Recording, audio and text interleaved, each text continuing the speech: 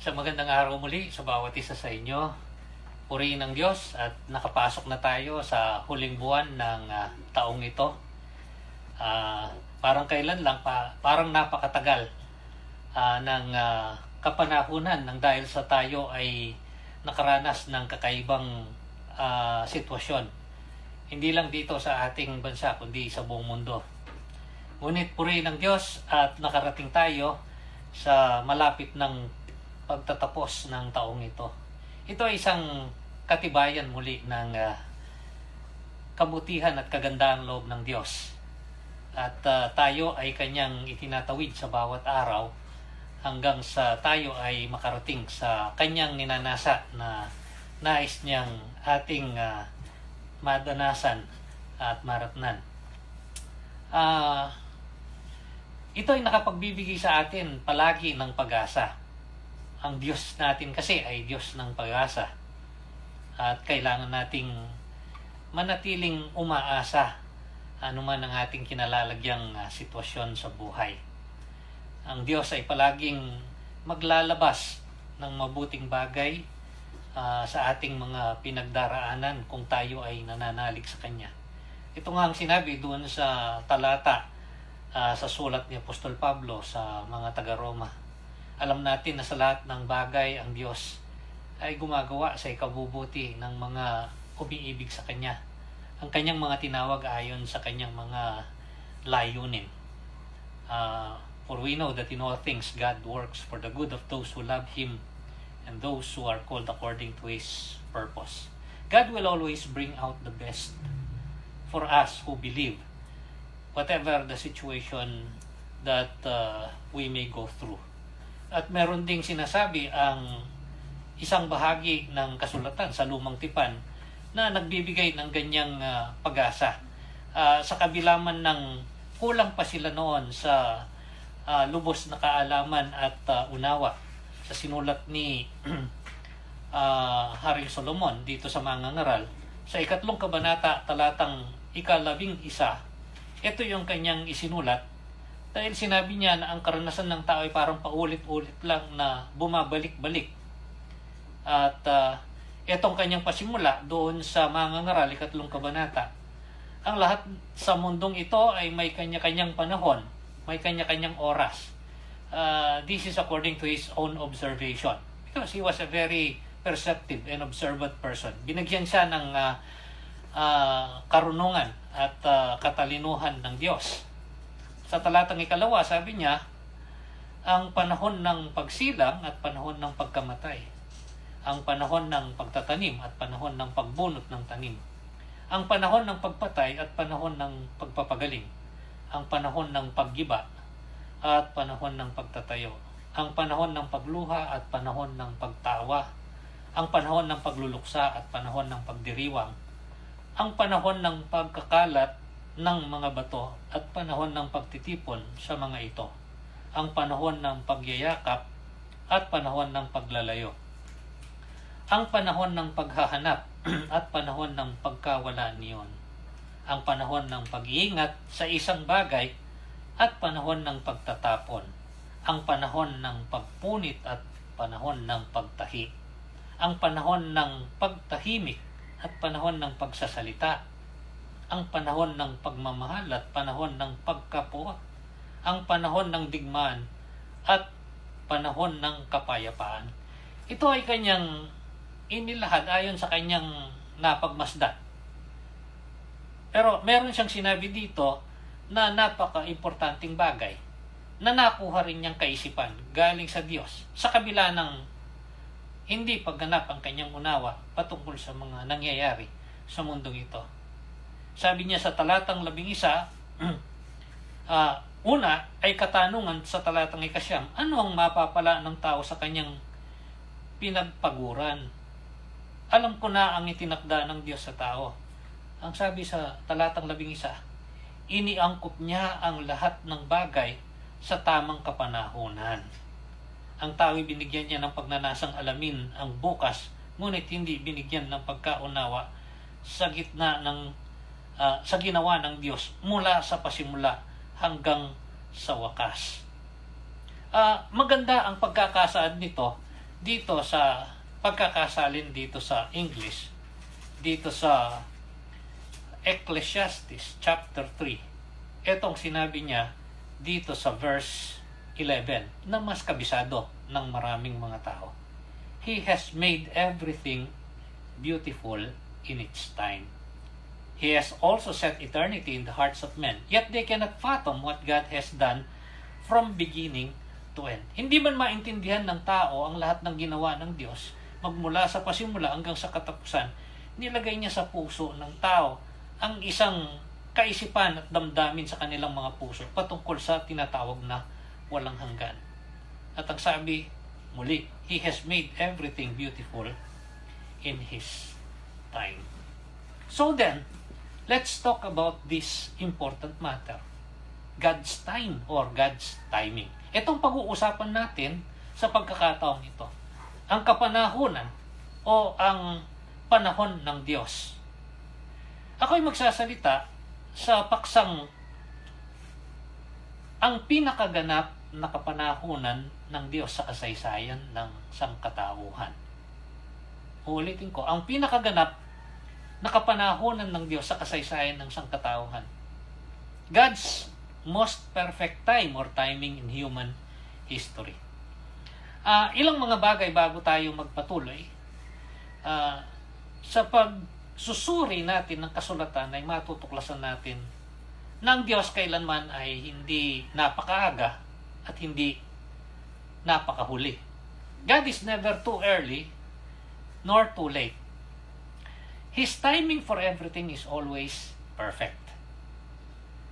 You may ask me, how does He do it? I don't really know. But let me offer you a thought. Hindi ko kayang ipaliwanag. Isa lang kaisipan ang una kong gustong bigyang kapahayagan. He just does it because He is God. Ito'y kanyang ginagawa dahil siya'y Diyos. It is not really explained in the Bible, but it is demonstrated and stated.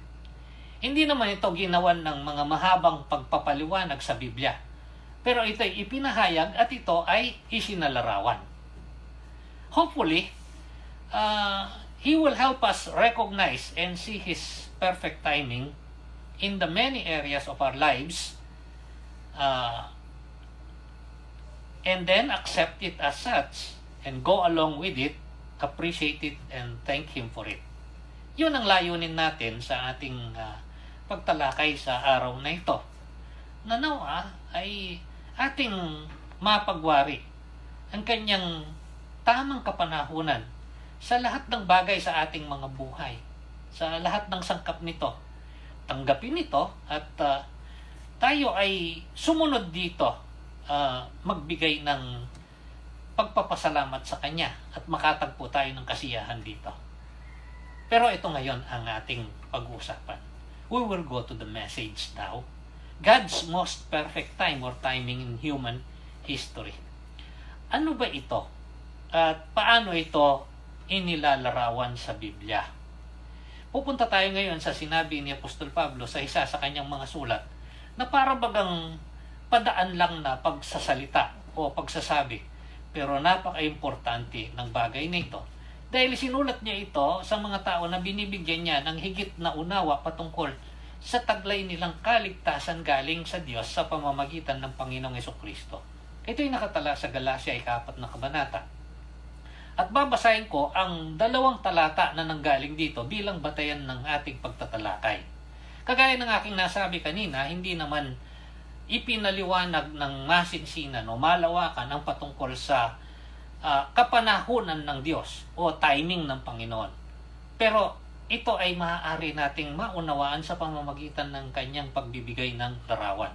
Itong sabi ni Apostol Pablo sa Galacia 4 na kabanata, talatang 4 at 5. Ang sabi dito, ngunit nang sumapit ang takdang panahon, isinugo ng Diyos ang kanyang anak. Isinilang siya ng isang babae at namuhay sa ilalim ng kautusan upang palayain ang mga nasa ilalim ng kautusan. Sa gayon, tayo'y mabibilang sa mga anak ng Diyos. Napakagandang talata sa Biblia. at dapat o karapat-dapat na bigyang pansin at pagsusuri. I will read it from its English translation dito sa New International Version, Galatians chapter 4, verses 4 and 5. But when the time had fully come, God sent His Son, born of a woman, born under the law, to redeem those under the law that we might receive the full rights of sons. Ito yung tinawag ko na pinakaganap na kapanahunan ng Diyos sa kasaysayan ng sangkatauhan. God's most perfect timing in human history. What is it all about? It's about the arrival or coming of the Lord Jesus Christ here on earth. Ito ay patungkol sa pagdating ng Panginoong Jesucristo dito sa mundo. Ngayon ay ang kapanahunan sa taong ito na ang maraming mga tao, maging ang mga hindi mananampalataya, ay nakikisama sa malakihang pagdiriwang ng kapanahunan ito. So it is this time of year that many people, even unbelieving people, join in the celebration of this festive season. Ano ang sentro o ang pangunahing binibigyan ng pagdiriwang sa kapanahunan ito? Walang iba kung hindi ang kapanganakan ng Panginoong Jesucristo na madalas ay tinatawag ng maraming mga tao na Pasko. The core or center of the celebration of this season is the birth of Jesus Christ, which is commonly known to many as Christmas. Ang Galatia, 4 na kabanata, talatang 4 ay nagbibigay ng isang napakagandang kapahayagan patungkol sa ganap na kapanahunan na itinakda ng Diyos upang ito ay may sakatuparan. In the fullness of time, ang sabi dito, sa Tagalog, sa takdang panahon. Ito ay hindi pangyayaring naganap lang na parang alaswerte o walang layunin. This is not a random event of history. It is not something that is accidental. What is in it that can help us understand God's perfect timing?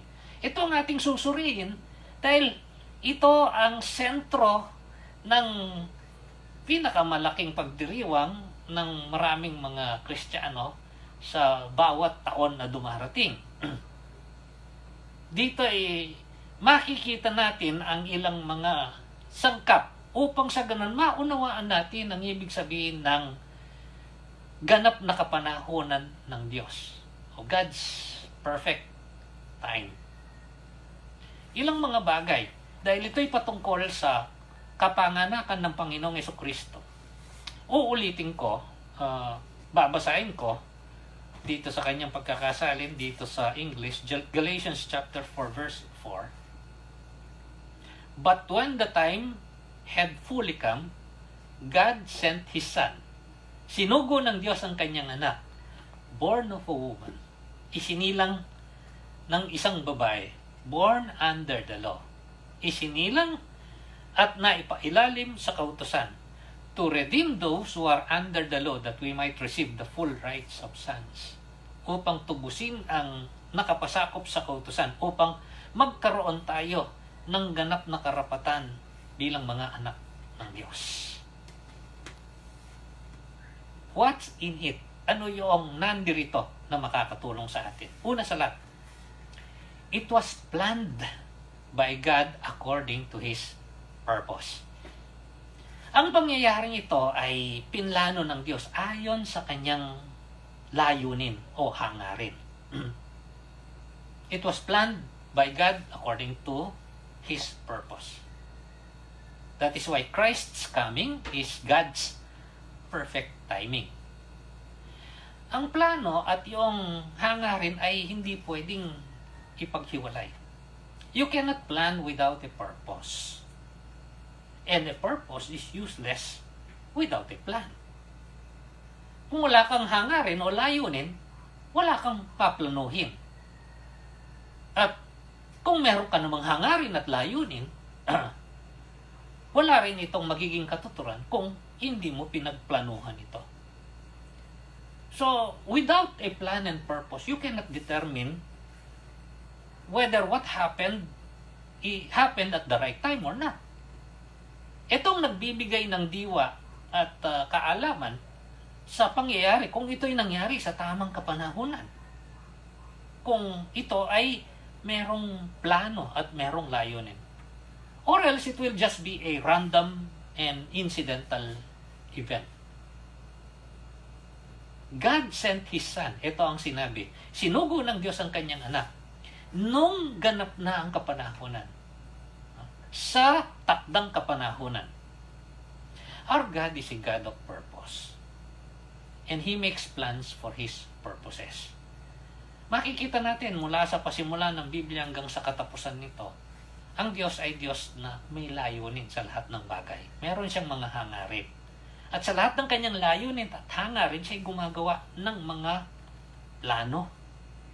Upang sa ganon, may sakatuparan ang kanyang mga layunin. Walang tsambahan sa Diyos. Whatever God does, He is never too early and He is never too late. What purpose and plan does God have? Yun ang sinabi doon sa talatang 5. Uulitin ko ang kanyang pagkakasabi. Babasahin ko ngayon dito sa kanyang pagkakasalin dito sa Tagalog, sa Galacia, 4 na kabanata, talatang 5. Sabi niya, upang palayain ang mga nasa ilalim ng kautusan. Sa gayon tayo'y mabibilang sa mga anak ng Diyos. Mas maganda yung pagkakasalin sa English dahil kuhang-kuha yung pinakabuod. To redeem those under the law, that we might receive the full rights of sons. See, ito yung sinasabi ng kasulatan. Dumating ang Panginoong Jesucristo at ang kanyang pagdating ay ayon sa pinakaganap na panahon o oras ng Diyos. Para upang tubusin ang sangkatauhan. Kaya nga, merong John 3:16. Gayon na lang ang pag-ibig ng Diyos sa sangkatauhan, kanyang sinugo ang kanyang bugtong na anak. God sent His only begotten Son, upang sino mang sa kanya ay manalig, ay di mapahamak, kundi magkaroon ng buhay na walang hanggan. Ito yung ipinahayag na malinaw ng kasulatan. Ang Panginoong Jesucristo mismo ang nagsabi nito nung kausap niya ang isang taong nagngangalang Nicodemo. Sa ilang pagkakataon ay nagpahayag din siya ng ganitong mga kapahayagan sa kanyang mga alagad. Doon sa Mark chapter 10 verse 45, ang sabi niya, even the Son of Man did not come to be served, but to serve, and to give His life as a ransom for many. Ang pagdating niya ay may layunin. Kaya nga, yung pagdating niya at yung lahat ng mga sangkap nung naging buhay niya dito ay ayon sa takdang panahon o ganap na panahon ng Diyos. Pero ang tinutukoy dito sa Galacia, 4 na kabanata, 4 na talata, mismo ay yung pagsusugo ng Panginoong Hesus o yung pagdating niya dito sa mundo, ang kanyang kapanganakan. It was according to God's perfect time. It was planned by God according to His purpose. Christ's coming, God's perfect timing. So, what's in it for us? Anong kaugnayan nito sa atin? So, para makita natin, maging ang mga buhay natin at ang maraming mga kaganapan dito ay nakadugtong o nakaugnay dito sa dakilang layunin at plano ng Diyos sa pamamagitan ng Panginoong Jesucristo. Hindi hiwalay yung mga kanya-kanyang buhay natin dito sa tinatawag na dakilang panukala ng Diyos at sa dakilang kapanahunan ng Diyos. We should not see our lives as mere meaningless accidents of history. Yung ibang mga tao nakakalungkot na ang buhay nila tinitingnan nila na parang isang kaganapan lang na pagdaan dito sa mundong ito at pagkatapos ay lilipas na lang ng ganoon. Para sa mga mananampalataya ng Panginoong Jesucristo, ito'y makakatulong sa atin upang tayo'y sumulong at sumunod ayon sa mga layunin at mga plano ng Diyos. Nagpapasakop sa kanyang kapanahunan para sa bawat kaganapan sa ating mga buhay. Ang ibig ko sabihin ay, masabi natin sa kanyang, ang kalooban mo ang maganap dito sa aking buhay, kagaya ng sa langit. Your will be done here on earth, in my life, as it is in heaven. Because God knows best. He is God. Siya ang Diyos.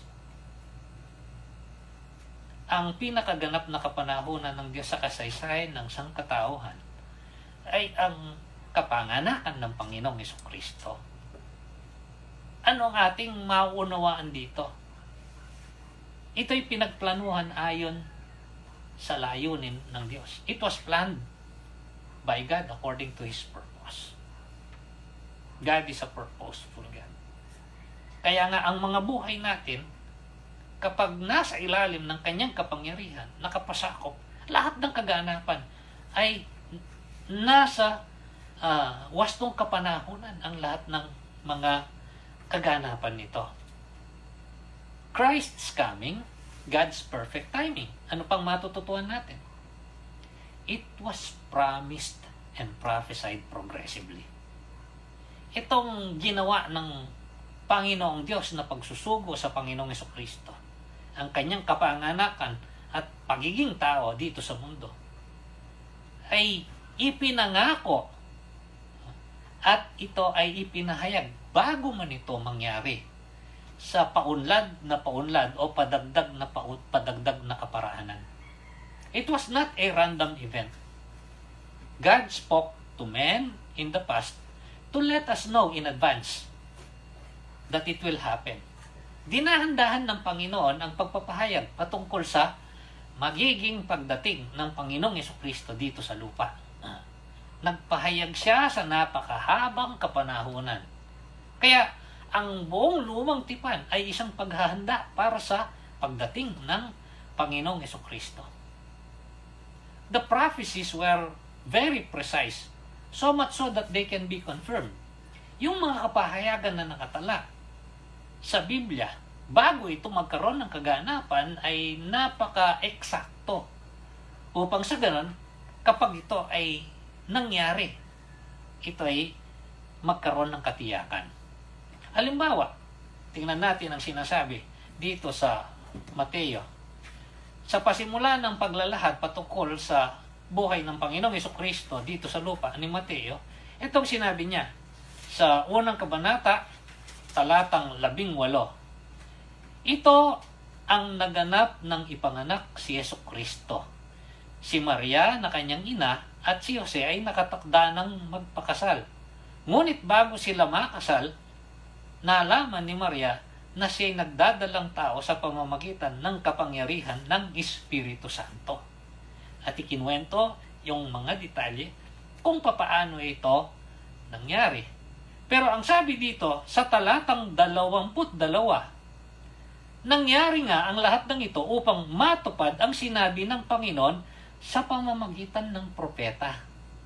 Tingnan ninyo, maglilihi ang isang birhen at magsisilang ng isang sanggol na lalaki at tatawagin itong Emmanuel. Ang kahulugan nito'y kasama natin ang Diyos. So ito'y binigyan ng katiyakan. It was promised and prophesied progressively. So that when it happens, it can be confirmed. Dito sa 2 kabanata, kaugnay pa ng kapanganakan ng Panginoong Jesucristo, nung hinahanap ng mga tinatawag na pantas, yung bata na isinilang na hari ng mga Hudyo, nagtanong-tanong sila. Etong sinabi sa 2 kabanata, unang 2 talata. Panahon ng paghahari ni Herodes sa Judea, nang ipanganak si Jesus sa Bethlehem. Nang siya'y isilang, may mga matatalinong tao o pantas mula sa silangan na dumating sa Jerusalem. Nagtanong-tanong sila, nasaan ang ipinanganak na hari ng mga Hudyo? Nakita namin sa silangan ang kanyang bituin, kaya't naparito kami upang siya'y sambahin. At si Herodes ay tumawag ng mga tagapayo na nakakaalam patungkol sa pananampalataya ng mga Hudyo, at ito kanyang nalaman na ibinigay na impormasyon doon sa mga tinatawag na matatalinong tao o pantas. Dito sa talatang 5 at 6, ang sabi, tumugon sila, sa Bethlehem po, sapagkat ganito ang isinulat ng propeta, at ikaw Bethlehem sa lupain ng Huda ay hindi pinakahamak sa mga pangunahing bayan ng Huda, sapagkat sa iyo magmumula ang isang pinuno na mamamahala sa aking bayang Israel. In the fullness of time, God sent His Son. Sa takdang panahon, sa pinakaganap na kapanahonan. Christ's coming. God's perfect timing. It was planned according to God's purposes. It was promised and prophesied progressively. Hindi tayo iniwanan ng Diyos sa madilim upang hindi natin malaman ito. What's in it for us? God took the effort to let us know that He's going to do something for all through Jesus Christ. Nag-exert ng effort ang Panginoon sa mahabang panahon. Dinahandaan niya upang ipaalam na meron siyang gagawing dakilang bagay sa pamamagitan ng Panginoong Jesucristo. At yan naman ay kanyang tinupad. On our part, we should take the effort to look into His Word for discovery and enlightenment, to see His plans and purposes for us and enjoy them. Ang mga tao kung minsan, parang nalilito sila. Inaakala nila na parang naglilihim sa kanila ang Diyos. Pero hindi. Ang katotohanan, minarapat ng Diyos na ilagay sa ganitong anyo ang kanyang mga kapahayagan upang lahat ng tao sa lahat ng kapanahonan ay makinabang. Tayo naman ang karapat-dapat magsuri ngayon ng kanyang kasulatan, ng kanyang mga salita, upang matuklasan natin at magkaroon tayo ng kaliwanagan ang mga panukala at mga kagustuhan niya para sa ating mga buhay na kanyang gagawin sa mga takda niyang kapanahonan upang tayo makahanap ng kasiyahan. Ito ang gusto ng Diyos. We should take this effort to carefully search the Scriptures. Look into it for discovery and enlightenment, to see His plans and purposes, His will for us, so that we can enjoy them. Christ's coming, God's perfect timing. Ano pang matututuan natin? It was planned according to God's purposes. It was promised and prophesied progressively. It was proclaimed at the very moment it happened. Ito'y binigyan ng kapahayagan. Mismo sa panahon na ito'y nagkaroon ng katuparan o kaganapan. Hindi lang sinabi ng Panginoon na isinugo ko ang aking anak. Kanyang tiniyak na sa oras na ito ay magkaroon ng katuparan at kaganapan, ito'y maibabalita at magkakaroon ng kapahayagan. It was proclaimed at the very moment that it happened. Nothing was left to chance. God didn't leave humanity in the dark, guessing. He made sure that the fulfillment is made known. Saan makikita ito? Lucas 2 kabanata. Dito sa talatang 8 hanggang talatang 20. Isa ito sa pinakamagandang kwento na ginagamit ng mga tao kapag kanilang inaalala at binabalikan ang kapanganakan ng Panginoong Jesucristo.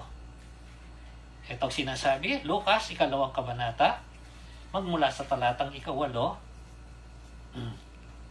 Doon ay may mga pastol na nasa parang at nagbabantay ng kanilang mga tupa ng gabing iyon. Lumapit at tumayo sa kalagitnaan nila ang isang anghel ng Panginoon at nagliwanag sa kapaligiran nila ang nakakasilaw na kalwalatian ng Panginoon. Ganoon na lamang ang kanilang pagkatakot. Ngunit sinabi sa kanila ng anghel, "Huwag kayong matakot. Ako'y may dalang magandang balita para sa inyo na magdudulot ng malaking kagalakan sa lahat ng tao. Isinilang ngayon sa bayan ni David ang inyong tagapagligtas, ang Kristong Panginoon. Ito ang inyong palatandaan. Matatagpuan ninyo ang isang sanggol na nababalot ng lampin at nakahiga sa isang sabsaban." Bigla nilang nakitang kasama ng anghel ang isang malaking hukbo ng mga anghel sa kalangitan. Sila'y nagpupuri sa Diyos at umaawit. Papuri sa Diyos sa kaitaasan at sa lupa ay kapayapaan sa mga taong kinalulugdan niya. Nang makaalis na ang mga anghel pabalik sa langit, ang mga pastol ay nagbusa-pusap. Tayo na sa Bethlehem. Tingnan natin ang pangyayaring ito na ibinalita sa atin ng Panginoon. Nagmamadali silang pumaroon at natagpuan nila sina Maria at Jose at ang sanggol na nakahiga sa sabsaban. Isinalaysay ng mga pastol ang sinabi ng anghel tungkol sa sanggol. Namangha ang lahat ng nakarinig sa sinabi ng mga pastol. Tinandaan ni Maria ang mga bagay na ito at ito'y kanyang pinagbulay-bulayan. Umalis ang mga pastol na nagpupuri sa Diyos at nagpapahayag ng kanyang kadakilaan dahil sa lahat ng narinig nila at nakita ayon sa sinabi sa kanila ng anghel. It was proclaimed at the very moment that it happened. What's in it for us? God is able, and He does let us know when an important thing in our lives happens. Kahit sa mga buhay natin. Kagaya ng ginawa niya, ang dakilang pagsusugo niya sa Panginoong Jesucristo ay minarapat niyang maipamalita at malaman. Magkaroon ng katiyakan na ito'y naganap na ang Kristong sinugo ay nandito na sa lupa. Ang Diyos ay merong kapangyarihan at kakayanan na ito'y bigyan ng kapahayagan. He did not only prophesy, He did not only promise, He proclaimed it when it was fulfilled. Maraming mga bagay ang nangyayari sa buhay natin. Kayang ipaalam sa atin ng Diyos kung ang mga pangyayari ay ayon sa kanyang kalooban at ayon sa kanyang kapanahonan. Actually, God does this on a regular basis. It's just many of us sometimes do not notice because we're looking for more spectacular things or we're looking for the wrong things. Kung minsan ang mga tao naiinip, meron silang inaasam-asam, merong inaasahan. Akala nila pinagkakaitan sila ng Diyos o kaya walang ginagawa ang Diyos sa kanilang mga buhay. Hindi nila napapagwari na araw-araw ang Diyos ay may ginagawa at ang ginagawa ng Diyos ay nasa wastong kapanahunan ayon sa kanyang sukdo ng katalinuhan. Pero ang mga tao madalas tumitingin at naghahanap sa mga kamanghamanghang mga bagay. O kung minsan nakakalungkot, tumitingin at naghahanap sa maling mga bagay. We must develop a sensitivity. And we will realize that God works all the time for our good. And His time is always perfect. Ulitin ko ang sinabi ni Apostle Paul, Romans 8:28. For we know that in all things God works for the good of those who love Him, those who are called according to His purpose. Ang sabi ni Solomon, He has made all things beautiful in His time. Christ's coming, God's perfect timing. It was planned according to God's purpose. It was promised and prophesied progressively. It was proclaimed at the very moment it happened. Another good thing. It was people-oriented. Those created in His image. Ito ay nakatuon sa tao. Sila na nilalang niya ayon sa kanyang wangis. Only we, people, human beings, who were created in God's image, can understand and appreciate this. Tayo lang. Tingnan ninyo. Itong kapahayagang ito, ito'y nakatuon sa tao. Itong ginawa ng Diyos sa takdang panahon, lahat nakatuon sa tao, nakaukol sa tao. Ang ginawang kasangkapan ng Diyos ay tao. In the fullness of time, God sent His Son, born of a woman. Minarapat niya na ang Panginoong Hesus ay ipaglihi at ipanganak ng isang tao. Lumaki sa kalagitnaan ng pamilya ng tao, makisalamuha sa mga tao, at kanyang ipagkaloob ang buhay niya upang tubusin ang tao. Through the centuries, people were used by God for Christ's coming. Hindi lang sa mismong pagdating o kapanganakan ng Panginoong Jesucristo, sa lahat ng paghahanda para sa pagdating ng oras na ito.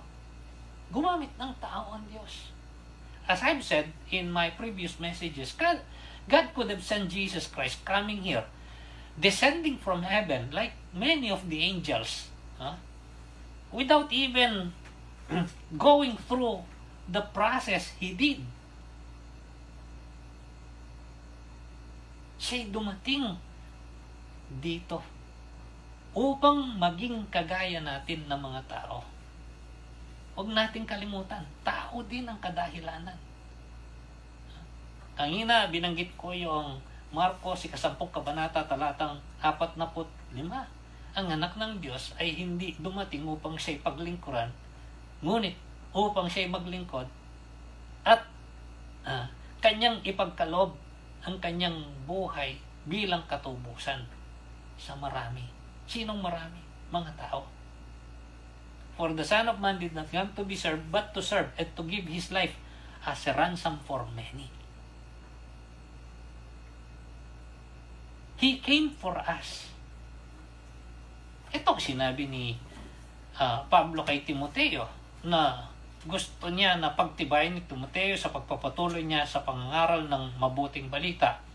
Dito sa unang Timoteo, 2 kabanata, talatang 5 at 6, ang sabi dito, sapagkat iisa ang Diyos at tanging si Jesucristo lamang ang taong tagapamagitan sa atin at sa Diyos.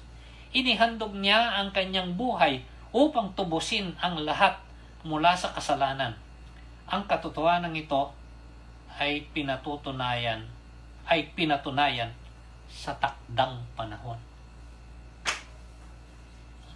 I will read it in its English translation in 1 Timothy chapter 2, dito sa verse 5 hanggang verse 6. Ito sinabi ni Apostle Paul kay Timothy, for there is one God and one mediator between God and men, the man Christ Jesus, who gave Himself as a ransom for all men, the testimony given in its proper time. And for this purpose, I was appointed a herald and an apostle. I am telling you the truth. I am not lying. And a teacher of the true faith of the Gentiles. So, ito yung sinasabi ni Apostol Pablo. It was people-oriented. Christ's coming. God's perfect timing. Anong kaugnayan nito sa atin? Kaya nga, dapat nating mapagwari sa buhay natin ngayon, sa buong buhay natin, palagi ang nasa isipan ng Diyos ang kanyang mga nilalang. We must realize that we are always in God's mind in everything that He does. Ang maraming mga tao, akala nila parang mga palamuti lang tayo sa Diyos. Hindi. Sa lahat ng ginagawa ng Diyos, tayo ay nasa sa kanyang isipan. For those who have not yet availed of this great work of God in Christ, this could be the perfect time. I don't know. Only God knows. And He can make it known to you. Alam niyo kung sensitibo yung tao, kaya ng Diyos na ipaalam at ipaunawa sa atin. Baka sa ilan na hindi pa nakaranas nitong dakilang gawa ng Diyos na ito, baka ito na yung takdang kapanahunan. For us, Christians, those who have received Jesus Christ as Savior and Lord,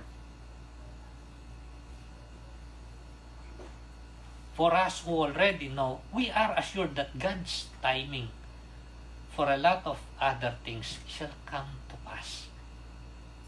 Ito yung nagbibigay ng pag-asa sa atin. Alam natin lahat ng mga panukala ng Diyos na kanyang ipinahayag sa wastong kapanahunan ay magkakaroon ng kaganapan. Ang marami dito ay maaaring magkaroon ng kaganapan sa ating kapanahunan, sa ating mga buhay.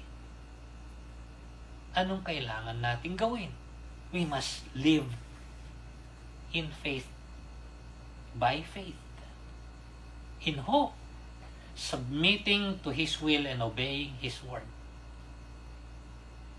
We must live in harmony with God's perfect timing. Ito ang pwede nating gawin. Tayo ay patuloy na magtiwala sa Diyos. Manampalataya tayo. Umasa tayo. Magpasakop tayo sa kanyang kalooban. Sabihin natin sa kanya, ang kalooban mo, Panginoon, ang siyang magkaroon ng kaganapan dito sa lupa, dito sa aking buhay, gaya ng iyong pinagplanuhan diyan sa kalangitan. Ang kailangan lang, sumunod tayo. Tayo ay maging masunurin sa lahat ng alam natin na gusto niya na ating gawin. And let us always be thankful. Only in God, through Christ Jesus, do we have hope. He never fails. He will never fail us. His timing is always perfect. We enjoy this life and the assurance of eternal life. We who are believers of Jesus Christ, because we know that in the fullness of time, in God's perfect time, He sent His Son, Jesus Christ, born of a woman, born under the law, to redeem us who are under the law, so that we may have the full rights of sons. Sa lahat ng sa Kanya ay nanalig, binigyan ng karapatang mga tawag na anak ng Diyos. Nawa ito ay nakapagbigay sa atin ng dagdag na unawa, lalo na sa ating gustong paghahanda sa pag-alala, sa wastong pag-alala sa kapanganakan ng ating Panginoon at tagapagligtas na si Jesucristo. Nawa manatiling masigla at buhay ang pag-asa sa ating mga puso't kaisipan. Ilagay natin ang ating lubusang pagtitiwala sa Diyos. Ano man ang ating pinagdaraanan, ano man ang patuloy nating pagdaraanan, meron siyang nakalaan na takdang kapanahunan para sa lahat ng bagay. At ang lahat ng ginagawa niya ay mabuti sa lahat ng kapanahunan. Nawa, ito ay makapagbigay sa atin ng iba yung pagnanasa na lalo pang makilala ang ating Panginoon. Lalo pang luminaw ang ating pagkaunawa sa kanyang mga gawa, sa ating mga buhay, upang magkaroon tayo ng tunay na kasiyahan, yung ipinangako niya. Dahil sabi mismo ng Panginoong Hesus, siya'y dumating upang tayo'y pagkalooban ng buhay at buhay na kasiyasiya. Palagi kong ipinapaalala, ang buhay na kasiyasiya ay nakaugnay sa isang katiyakan na merong isang nangangalaga sa atin na hindi magpapabaya na gagawin ang karapat-dapat upang tayo arugain at tayo ay itawid sa anumang ating pagdadaanan dito sa mundo. Yun ang pangako doon sa awit patungkol sa mabuting pastor. Surely, goodness and mercy shall follow us all the days of our lives. And we will dwell in the house of the Lord forever if the Lord is our shepherd. Tayo ay magpasalamat at manalangin. Dakilang Diyos, maraming salamat po. Maraming salamat. Hindi naming sukat dalubos ang maunawaan at baarok ang sukat, lawak at lalim ng iyong pag-ibig sa amin, o Diyos. Na kami pinag-ukulan mo ng pansin at pinagplanuhan at nilayon ang ikabubuti namin. Nang dahil dito, iyong isinugo ang aming Panginoong Jesucristo sa pinakaganap na kapanahunan. Upang sa ganon, kami ay makaranas ng buhay at buhay na kasiyasiya. Salamat po aming Panginoong Diyos. Nawa sa pamamagitan po nito, manatili po ang aming matatag at matibay na pananampalataya. Maging puno ng pag-asa ang aming mga buhay. Naway makita namin ang iyong mabubuting gawa sa araw-araw ng aming mga buhay.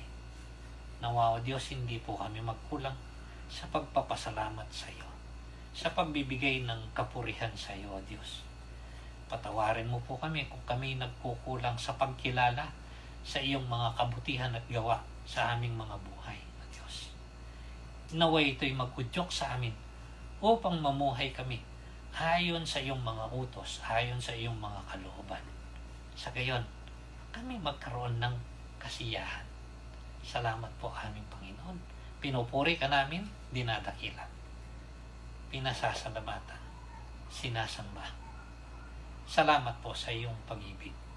Iniibig ka namin, Panginoon, nawa masiyahan ka sa aming mga buhay. Ito ang aming dalangin sa pangalan po ng aming Panginoong Hesus. Amen. Magandang araw po at pagpalain.